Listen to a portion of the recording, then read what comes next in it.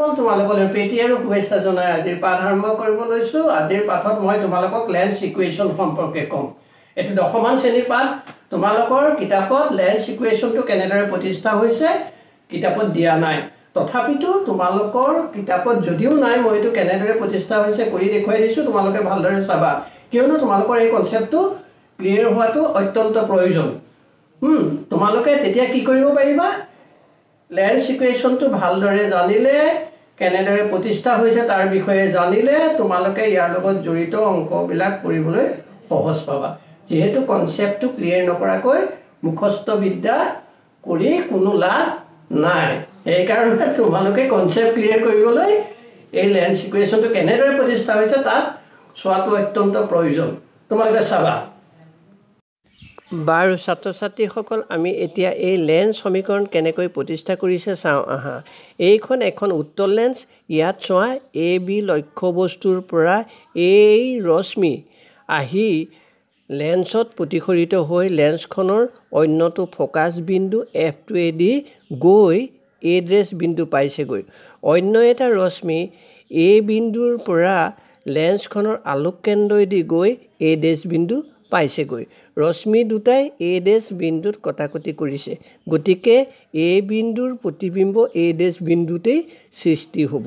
ঠিক একেদৰে বি বিন্দুৰ পৰা যোৱা ৰশ্মি আলোক কেন্দ্ৰৰ মাজেদি গৈ বি ড্ৰেছ বিন্দু পাইছেগৈ, গতিকে এ ড্ৰেছ বি ড্ৰেছেই হ'ব এ বি লক্ষ্যবস্তুৰ এটা সৎ ওলোটা প্ৰতিবিম্ব।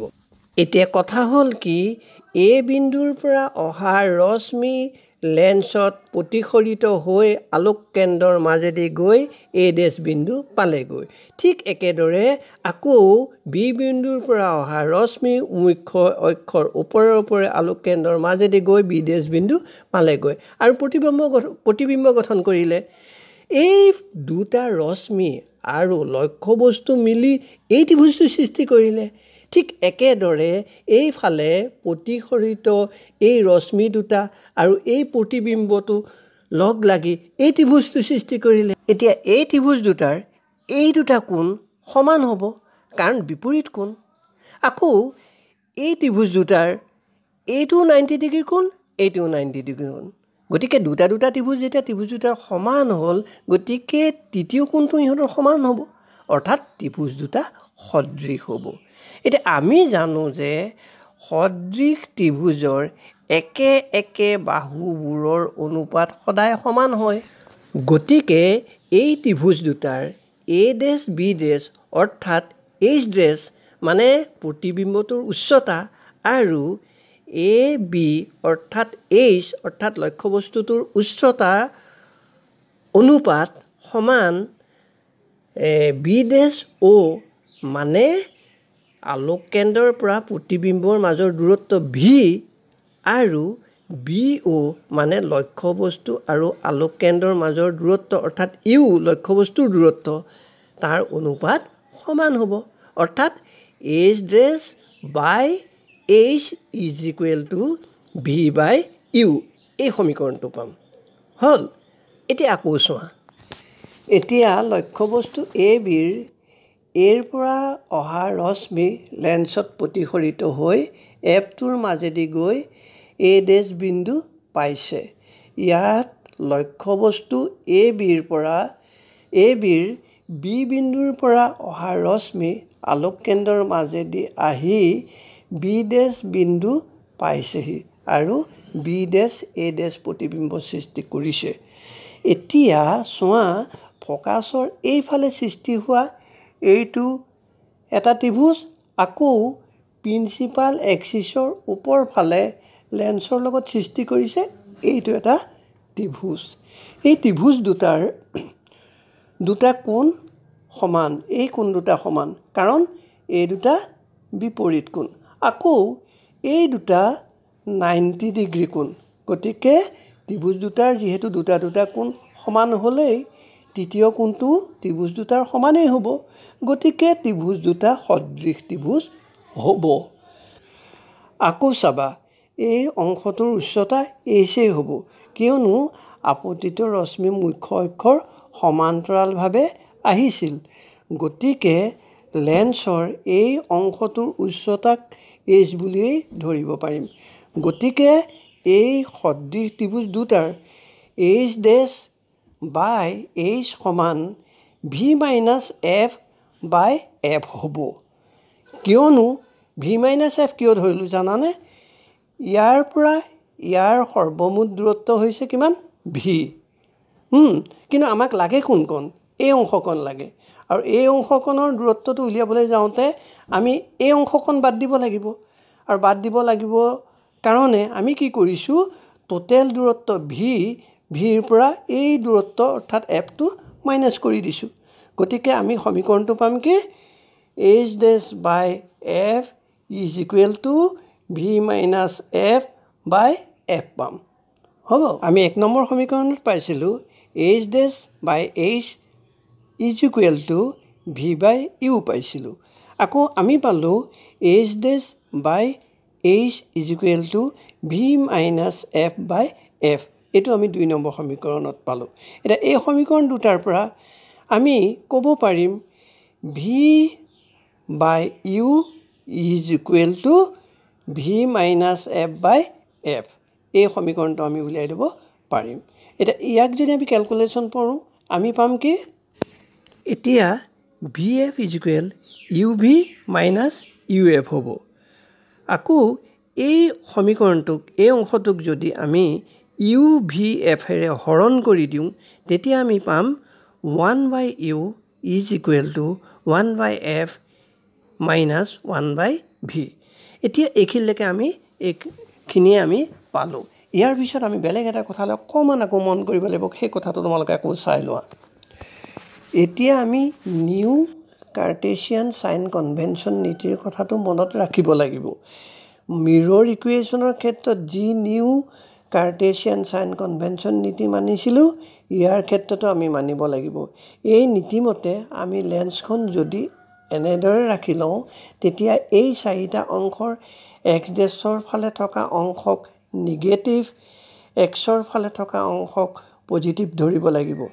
এক্সৰ ফালে থাকিলে এক্সৰ মান সদায় পজিটিভ হ'ব।